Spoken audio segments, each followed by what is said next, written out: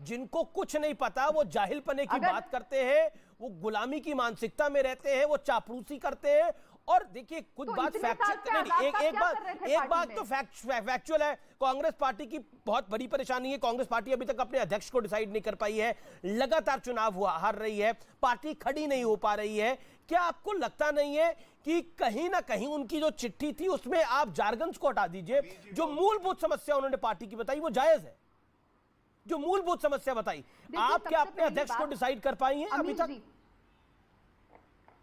देखिए, कांग्रेस पार्टी में हमेशा इलेक्शन से अध्यक्ष चुना जाता है, मेंबरशिप ड्राइव होती है। मैडम कितने साल हो गए टलते हुए? सोनिया जी भी चुनाव लड़के आई थी जी। कितने साल हो गए टलते हुए इस इलेक्शन को? कब तक वर्किंग प्रेसिडेंट रहेगा? कब तक फुल फ्लेज प्रेसिडेंट नहीं मिलेगा? ये बात G23 की चिट्ठी में भी आई है। ये जो व्यक्ति छोड़ के जा रहा है वो, और गुलाम नबी आजाद कह रहे हैं सबसे ज्यादा तो राहुल गांधी की टीम छोड़ के गई है। किस टीम से? जितिन प्रसाद राहुल गांधी की टीम से। किस टीम के थे? ज्योतिरादित्य सिंधिया राहुल गांधी की टीम के, सब छोड़ के गए हैं पार्टी को।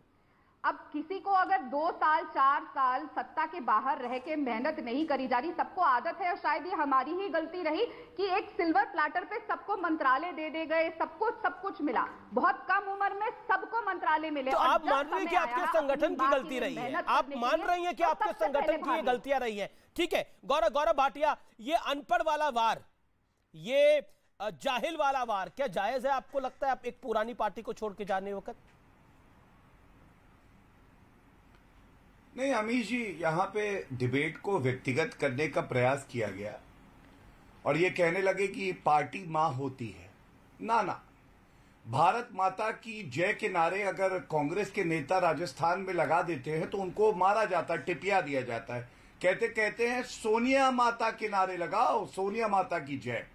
और भारतीय जनता पार्टी में तो हमने ये सीखा है कि भारत माता हमारी मां है, सबसे बड़ा देश, उसके बाद दल, उसके बाद व्यक्ति। और कांग्रेस में उल्टा है, देश बाद में आएगा, पहले दल, और उसके बाद सबसे पहले जो बड़ा है वो गांधी परिवार है।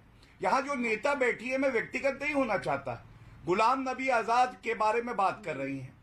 ये चुनाव लड़ी थी अमीर जी, विधायक 2084 वोट आए थे, 1.67%, 1.67%। मतलब जमानत जब्त की भी ओ चिल्ला ओ दर्द हो रहा है, ओ जो व्यक्तिगत हुई थी दर्द हो रहा है, सुइयां चुभ रही हैं। अमीर जी एम्बुलेंस है आपके आसपास? एम्बुलेंस है, बुला लो भाई।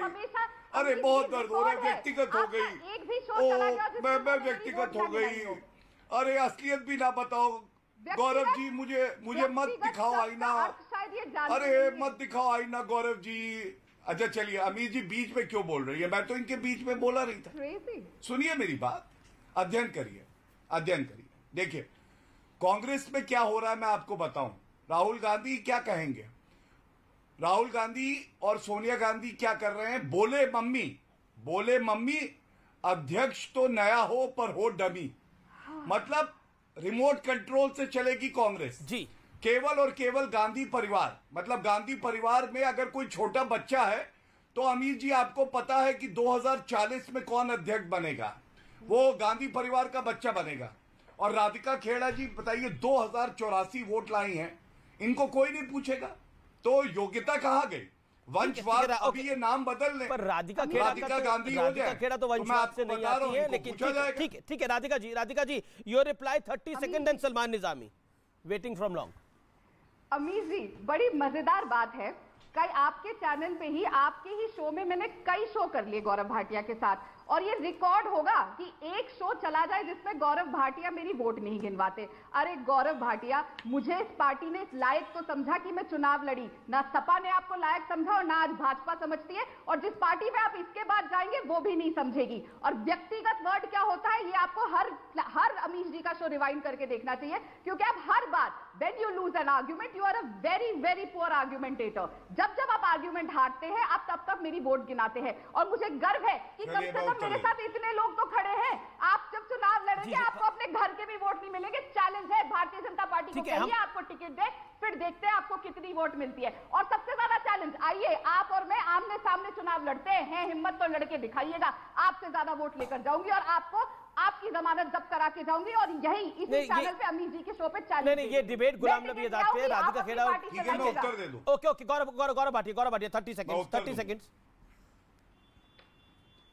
देखिए, मैं केवल इतना बता दूं राधिका खेड़ा जी, क्योंकि आपने व्यक्तिगत टिप्पणियां करी हैं। 41 साल में मैं वरिष्ठ अधिवक्ता सुप्रीम कोर्ट से बना, ठीक है, राहुल गांधी नहीं बने हैं, अपनी योग्यता पे बना। 3 बार चुनाव लड़ा हूं सुप्रीम कोर्ट बार एसोसिएशन का, तीनों बार जीता हूं, सबसे कम उम्र में जनरल सेक्रेटरी बना। और तीसरी बड़ी बात, मैं आपके साथ चुनाव क्यों नहीं लड़ पाऊंगा आपको मालूम है? शायद आपको कॉर्पोरेटर का टिकट देंगे, और जो हमारे सपने हैं, जो हमारी पार्टी हमें एक पटल देगी, वो इससे बहुत ऊपर होगा। इसी विश्वास के साथ हम लोग कार्य करते हैं। और अगर मैं जिंदगी भर भी चुनाव ना लड़ूं, अब बीच में लेकर आइए, फिर बात करिए। जिस दिन विधायक का चुनाव लड़ेंगे उस दिन ये बहस करेंगे, पहले लेवल पे आके बात करिए। शांत कराइए इनको, शांत कराइए पहले। खुद तो आपको पार्टी में कुछ कौन सोर लूजर है पता चल गया, और मेरे बारे में बात करते हैं। सुनिए, जाइए। जी। अच्छा, मेरा निवेदन है पर्सनल बातों को नहीं अवॉइड करें। एक सेकंड, पर्सनल बातों को अवॉइड करें। एक second, Radhika please, my humble submission. Gaurav Bhatia, complete yourself 10 second, then Salman Nizami. Topic is Ghulam Nabi Azad. Gaurav Bhatia, मैं यही बता रहा हूं, टॉपिक क्या है मैं बताता हूं। अगर पूरे जीवन भी मैं चुनाव ना लड़ूं, मुझे गम नहीं। नरेंद्र मोदी जी का सिपाही हूं ना। मोदी जी ने जब बालाकोट एयर स्ट्राइक करी और पाकिस्तान को ठोका तो 56 इंच की छाती हो गई मेरी। जब मोदी जी ने अपना सर संसद के सामने रखा और झुका दिया लोकतंत्र के मंदिर के सामने, 56 इंच की छाती हो गई मेरी। ये गौरव वंशवादी राहुल गांधी नहीं दे पाएंगे, जो 51 साल के अपरिपक्व बालक कहलाते हैं। और राम जेठमलानी जी ने कहा था, अंत कर रहा हूं, कि मैं उनको चपरासी की नौकरी ना दूं। आज भारत की जनता भी यही कह रही है। उपनाम हटा लो, राहुल गांधी को कोई चपरासी की नौकरी नहीं देगा। ठीक है, ये विषय नहीं है। मैं सलमान निजामी को लेकर आ रहा हूं। राधिका खेड़ा लगातार आप भी बोल रही है। राधिका जी, मेरा निवेदन मानिए ना, विषय है, ठीक है, लेकिन एक सेकंड, सलमान निजामी, क्या कांग्रेस में आपने भी कांग्रेस पार्टी को छोड़ दिया है गुलाम नबी आजाद की सपोर्ट में? गुलाम नबी आजाद की सपोर्ट में आपने भी कांग्रेस पार्टी को? पिताजी भी थे ना राजनीति में, गौरव भाटिया जी, क्या थे आपके पिताजी? जरा देश को बताइए, परिवारवाद के तो आप खुद एक एग्जाम्पल है, बताइए। शांत हो जाइए। क्यों शांत हो जाइए? परिवारवाद की चलती फिरती मूर्ति इस चैनल पे स्वयं बैठी है, बताइए देश को। अच्छा, ठीक है। अरे 2000 आप बताइए आपके पिताजी। सलमान निजामी, एक सेकंड। राधिका खेड़ा आपके पुराने साथी हैं सलमान निजामी, उनको भी जरा सुन लीजिए। सलमान निजामी, क्यों कहा जाहिलों की पार्टी हो चुकी है कांग्रेस पार्टी, अनपढ़ों का अड्डा बन चुकी है, ये क्यों कहा गया? अनपढ़ों की जमात बन चुकी है, क्यों कहा गया?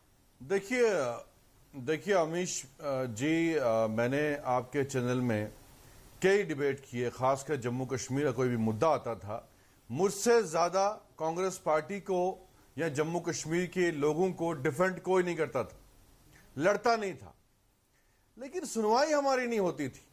अभी आप मुझे बताइए, 8 सालों में 25 से ज्यादा स्टेटें आप हार चुके हैं।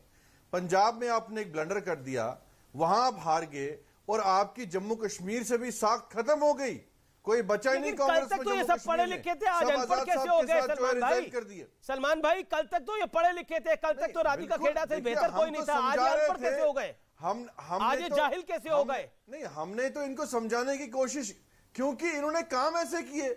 अब मैं आजाद साहब से मिला, उन्होंने कहा कि मैं 2 साल से इनको समझा रहा हूं, अपनी स्ट्रेटजी चेंज करिए, अपनी प्लानिंग चेंज करिए। आप एक स्टेट के बाद दूसरी स्टेट हार रहे हैं, फिर आप जम्मू कश्मीर पे आइए। जम्मू कश्मीर में एक कमेटी बनाई जिसमें वहां के जो मुख्यमंत्री थे गुलाम नबी आजाद साहब, जिसके नाम पे आपने एक स्टेट में इलेक्शन जीता, फिर वो मुख्यमंत्री बने, और उनको भी नहीं पूछा आपने, अपनी मनमानी। सही बोला आजाद साहब ने, वहां 2-3 लोग जो क्लर्क हैं वही फैसला करते हैं। क्लर्क कौन है? ये है कौन? ये क्लर्क कौन है? चपरासी कौन है? जाहिल कौन है? ये सबसे बड़ा महत्वपूर्ण बात है। मैं ब्रेक के बाद आ रहा हूं। क्लर्क कौन है? जाहिल कौन है? चपरासी कौन है? ब्रेक के बाद इसका खुलासा।